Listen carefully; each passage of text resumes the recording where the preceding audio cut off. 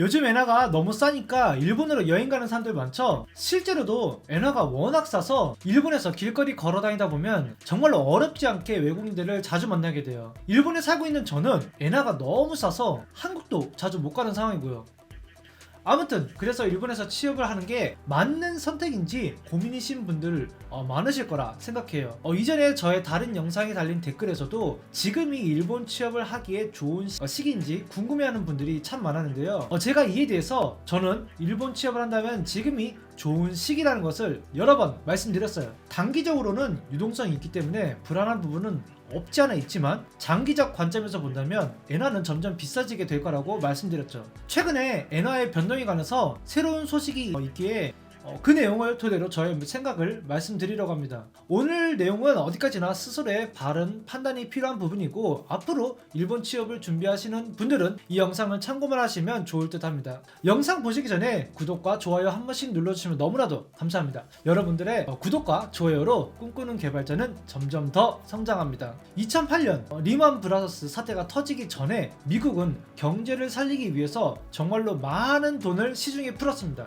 바로 금리 인하 정책을 펼쳤던 거죠. 값싼 이자로 많은 돈을 빌릴 수 있게 되었으니 많은 사람들이 은행에서 돈을 빌려서 집을 사기 시작했어요. 문제는 경제를 살린다는 의식 하나 때문에 돈을 갚을 능력도 없는 사람들에게 은행은 돈을 빌려주었고 빌려준 돈으로 산 집이 실제로 어느 정도의 가치가 있는지 확인하지 않았다는 점이에요. 자세한 내용은 생략하고 이러한 문제가 점점 더 커져서 2008년 미국은 리먼 브라더스 사태를 겪게 됩니다. 근데 이게 미국만의 문제로 끝나지 않았어요. 당시 미국에 기대고 있었던 많은 나라들에게로 이 문제가 퍼지기 시작했고 일본도 그 중에 하나였죠. 미국은 이러면 안 되겠다는 생각에 조금씩 금리를 낮추기 시작합니다. 이때 일본은 뭘 했냐면 문제가 터지고 한동안은 금방 사태가 진정될 거라고 생각하고 이렇다 할 액션을 취하고 있지 않다가 파장이 점점 심해지자 유동성을 꾀하기 위해서 금리 인하를 시작합니다. 그리고 시간이 지나서 미국은 어느 정도 쇼크의 안정권으로 들어가면서 다시금 금리를 조금씩 올렸지만 일본은 그러지 않았어요. 오히려 금리를 더 낮춰서 제로금리로 만들었죠. 그러자 이 이상 금리를 낮출 수가 없다고 판단한 투자자들은 너도나도 엔화를 사들이기 시작했어요. 이는 곧 엔화 풍기 현상으로 나타납니다. 시중에 돌아다니는 엔화가 적어지다 보니 자연스럽게 엔화 가치가 올라가게 되었고 믿기 어려우시겠지만 100엔당 1600원 선까지 올라가는 현상이 발생했습니다. 참고로 지금 환율이 약 890원대인 것을 생각하면 엄청난 앵구 현상이죠. 제가 이때 한국에서 모은 돈으로 일본에서 유학을 하고 있었는데 보시는 그래프처럼 갑자기 환율이 급변해서 정말로 너무 힘들었던 시기였습니다. 이렇게까지 엔화 강세였기 때문에 일본은 금리를 더 이상 올릴 수 없게 되었어요. 금리를 올리면 엔화의 가치가 더 올라가니 엔화가 더 비싸지는 결과로 이어지고 이는 수출압이 많은 일본 입장에서는 좋지 않은 정책이 되어버린 거죠. 제가 일본 개발자 취업 채널에서 이러한 경제 이야기를 하는 이유는 제 채널을 구독하고 계신 많은 분들이 다른 개발자들보다 더 같은 노력을 해도 더 많은 돈을 벌었으면 하는 마음에서예요. 솔직히 똑같이 일해도 누구는 돈을 더 받고 나는 돈을 적게 받으면 억울하잖아요. 저는 이러한 현상이 정보의 부족과 행동력이 원인이라고 생각해요. 적어도 저의 채널을 구독하고 계신 분들에게는 이러한 정보의 부족 현상이 없기를 바라기에 이러한 영상을 찍고 있는 거니 조금만 더 참고 들어주세요. 당시 금리를 올리면 일본 경제에 악영향을 끼치니 일본은 반강제적으로 제로금리를 유지합니다. 그리고 일본은 17년 만에 금리 인상을 시도하려고 하고 있어요. 아직 결정된 것은 아니지만 일본은 이 영상이 업로드되는 2024년 3월 19일까지 일본은행은 금융정책결정회의를 합니다. 이 회의에서 일본은 금리 인상을 결정하게 되는데요. 최근 일본의 많은 기업들이 임금 인상을 하기 시작했고 물가도 많이 오른 상황이라 인플레이션에 접어들었다는 판단 하에서입니다. 만약 일본 은행이 금리를 인상하는 결정을 하게 된다면 어떻게 될까요? 금리를 인상하게 되면 시중에 풀리는 돈을 일본이 다시 회수해 간다고 생각하시면 돼요. 그동안 우리가 돈 많이 풀었으니 그 돈 다시 가져와. 쉽게 말하면 이런 건데요.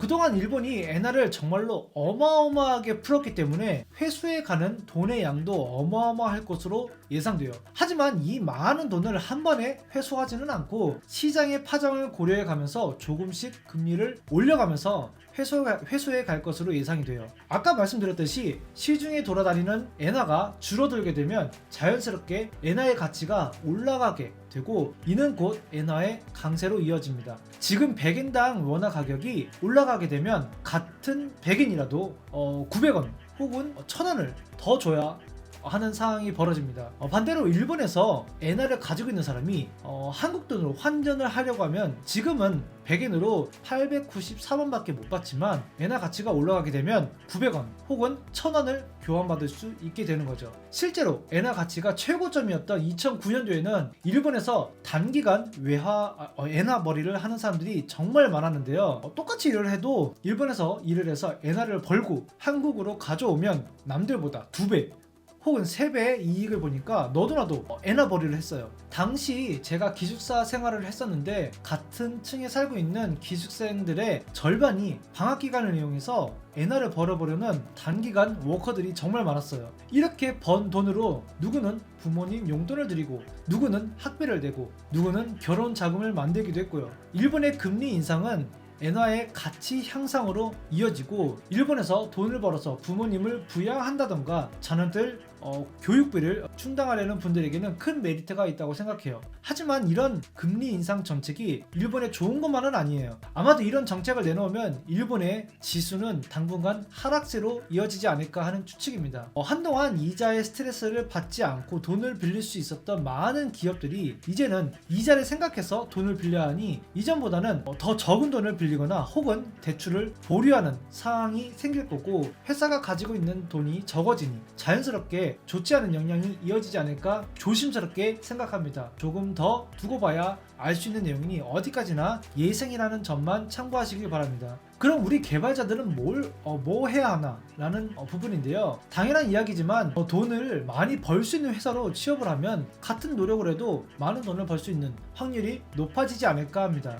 그럼 어떤 회사가 돈을 많이 벌 수 있을까요? 그건 저도 잘 모릅니다. 하지만 예상은 할 수 있는데요. 우리나라도 마찬가지지만 자국의 화폐의 가치가 낮을 때는 수출업이 유리합니다. 예를 들어 같은 스펙의 텔레비전을 한국과 일본에서 만들고 있다면 사람들은 더 싼 제품을 선호하겠죠. 만약 일본에 비해서 한국의 원화 가치가 낮다면 더 싸게 텔레비전을 팔 수 있으니 사람들은 한국의 텔레비전을 많이 사게 될 거예요. 하지만 원화 가치가 낮아진다면 일본의 텔레비전을 더 싸게 살 수 있으니 일본의 텔레비전이 더 많이 팔리게 되겠죠. 즉 화폐의 가치가 높아지게 되면 수입업이 유리한 상황이 되는데요. 적은 돈으로 많은 물건을 매입해서 팔면 많은 이윤을 남길 수 있게 되어서 회사가 성장할 수 있는 동력을 얻게 됩니다. 물 들어올 때 노저라고, 회사가 성장하게 되면 회사는 더 많은 직원을 늘리거나 임금을 높여서 그 다음 스텝을 향하게 될 거예요. 물론 관세나 나라 간의 정세를 파악해야 하지만 단순하게 생각하면 이러한 논리가 이어질 가능성이 높습니다. 그럼 우리 개발자들은 이런 시나리오를 예상할 수 있겠죠. 지금 수입업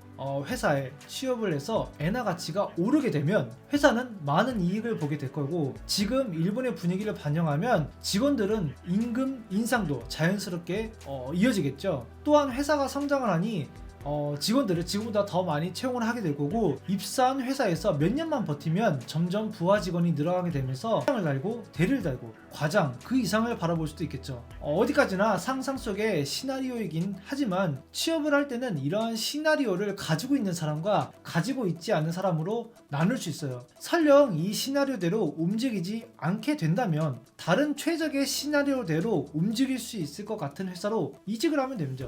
가능성이라는 것은 어느 특정한 회사에만 있는 것이 아니라 다른 여러 회사에도 있기 때문이죠. 그런데 여기서 한 가지 조심해야 할 것은, 만약 이런 저의 시나리오대로 시장이 움직인다면 그때는 이미 많은 취업 경쟁자들이 몰려올 거라는 점이에요. 아까도 말씀드렸지만 엔화가 100엔당 1600원일 때 정말 많은 한국 사람들이 일본에 일하러 왔어요. 살짝 오버해서 표현하면 개발자 취업할 때 나의 경쟁자가 일본 사람이 아니라 대부분이 외국인일 정도였어요. 저의 다른 영상을 못 보신 분들을 위해서 다시 한번 말씀드리지만 저는 시장을 잃는 개발자가 앞으로 더 많은 돈을 벌게 될 것이라고 말했어요. 같은 시간과 노력을 들이더라도 누구는 많은 돈을 벌고 누구는 돈을 적게 버는 데는 이유가 있고, 그것이 단순히 각 개인의 스킬만의 문제는 아니에요. 솔직히 요즘 베트남 개발자들 정말 일 잘합니다. 근데 한국 사람만큼은 아니지만 4, 5년 전과 비교하면 꽤 높은 퍼포먼스를 보이고 있어요. 하지만 그 비용은 우리보다 낮죠.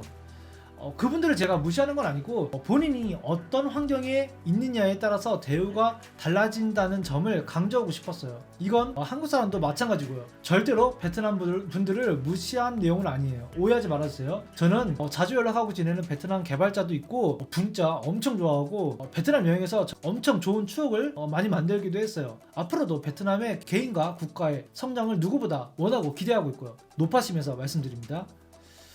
제가 준비한 영상은 여기까지입니다. 오늘 영상을 보시고 앞으로 어떤 선택을 하는지는 각 개인의 문제이고, 저의 영상은 저 개인의 의견으로 이해해 주셨으면 감사하겠습니다. 지금 일본 취업을 바라보는 것이 현명한 선택인지 물어봐 주신 개발자님들, 이번 영상을 통해서 조금은 안심이 되셨는지 모르겠네요. 하지만 저의 의견이 또 틀릴 수도 있으니 더 궁금하다고 생각되는 부분이 있다면 댓글로 남겨주시고, 제가 읽고 잘못된 부분이 있다면 수정해서 다시 답변해 드리도록 하겠습니다. 마지막으로 좋아요와 구독은 누르라고 있는 거니까 아직도 누르지 않으셨다면 지금 눌러주시고, 저는 더 좋은 영상으로 여러분들을 다시 찾아뵙겠습니다. 감사합니다.